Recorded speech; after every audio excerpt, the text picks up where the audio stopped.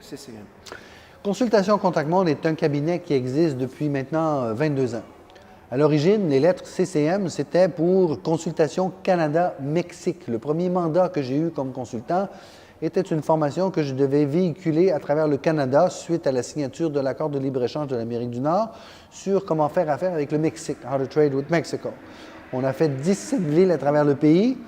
On s'est vite rendu compte que c'était très limitatif, Consultation Canada-Mexique. On a voulu garder les mêmes lettres, on y a travaillé un peu et on a devenu Consultation Contact Monde.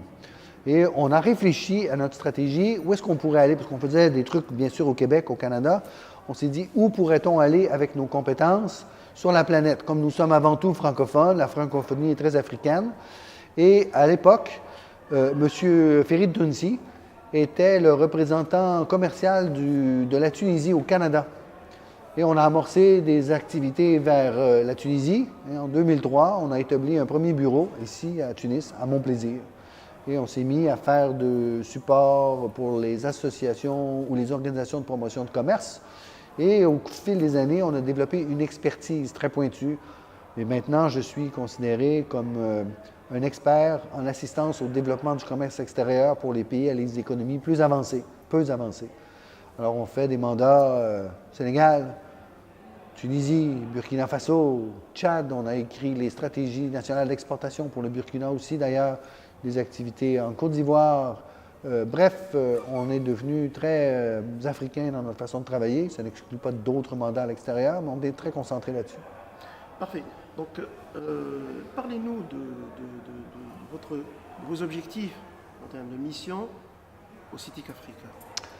Voici. L'année dernière, j'étais ici à Tunis pour le gouvernement américain, de USA, d'un programme BRCP d'assistance au développement des entreprises. Dans le cadre de ce que nous faisions, les Américains avaient sélectionné d'exporter des produits vers les États-Unis ou vers l'Allemagne et avaient peut-être, à mon avis, négligé la possibilité d'exporter des services vers l'Afrique subsaharienne. Et dans l'obligation de rencontrer mes objectifs financiers dans mon programme, j'ai cru de bonne loi que de prendre les entreprises du secteur des TI et les amener en Afrique subsaharienne. On a organisé des missions en collaboration avec le CEPEX. Ce sont eux les chefs de file. Nous, on était derrière pour les appuyer. On a amené des entreprises de TI tunisiennes au Niger, au Gabon, au Mali, qui, au retour, ont ramené des missions ministérielles au CITIC Africa de l'année dernière. On a développé un réseau à travers ça et surtout une admission de nos compétences dans ce secteur d'activité. De retour au Canada, les organisateurs canadiens et tunisiens nous ont demandé d'organiser une mission québécoise ou canadienne pour venir ici à Tunis. Alors, rapidement, on a fait une espèce de sondage au sein des associations sectorielles. On s'est rendu compte que l'intérêt était minimal. On a donc décidé de faire une série de tables rondes, c'est très important. Donc, une fois par mois, pendant quelques mois, où on a fait des tables rondes à Montréal, à Québec, pour sensibiliser le secteur à ce que nous appelons maintenant l'opportunité numérique africaine. Et bien sûr, après les tables rondes, on fait le tour des gens qui sont venus, on les sonde, on les appelle et on les invite à venir participer au CITIC. On reçoit leurs objections et moi, je sais comment réduire ces objections pour les tourner d'une manière positive pour qu'ils se joignent à nous. Alors aujourd'hui, on a réussi à ramener 24 entreprises et organisations canadiennes, dont certaines sont des organisations gouvernementales. Je pense à Immigration Québec, à Québec International, à Montréal International, entre autres, et un tas d'entreprises de toutes sortes dans le secteur des TI, de se déplacer et de venir passer une semaine à Tunis, dont 3 jours au niveau d'un salon, le CITIC Africa, pour pouvoir s'ouvrir les yeux à ces opportunités numériques africaines.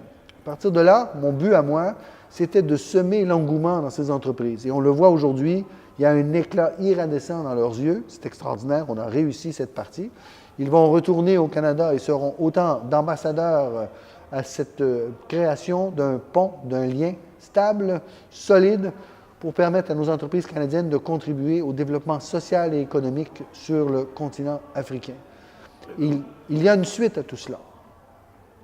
Venir en mission une fois comme ça, d'habitude, c'est un coup d'épée dans l'eau. On vient, on se fait des promesses et on disparaît. Et on reproche beaucoup ici aux Canadiens de venir et de ne pas revenir.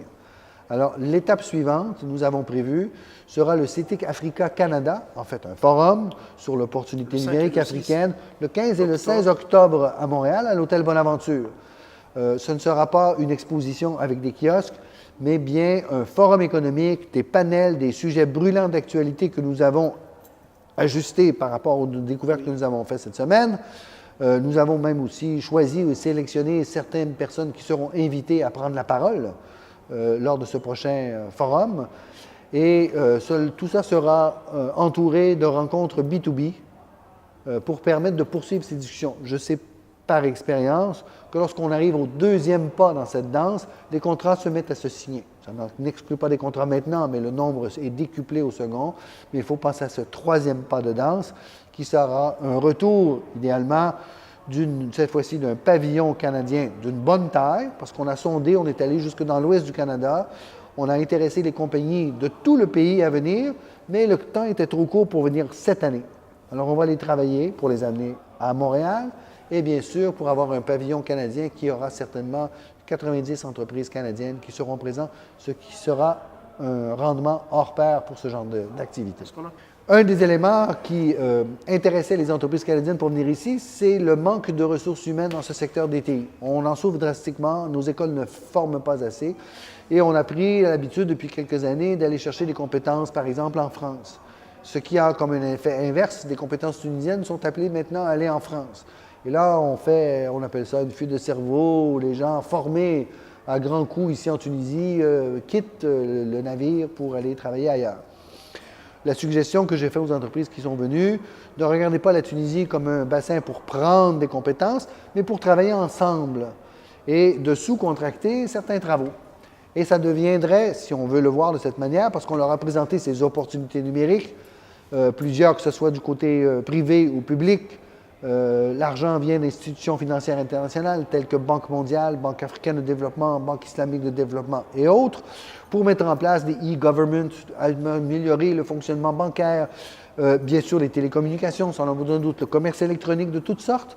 Et là, la contribution canadienne, en accord avec la collaboration tunisienne, permettrait à nos entreprises conjointes d'aller prospecter de manière beaucoup plus efficace le reste du continent africain. Il ne reste qu'à conclure que nos entreprises ont finalement compris que ce pont réel, il existe et qu'il est possible pour nous, Canadiens, de travailler main dans la main avec les Tunisiens et d'aller partager nos compétences et nos connaissances avec le reste de l'Afrique.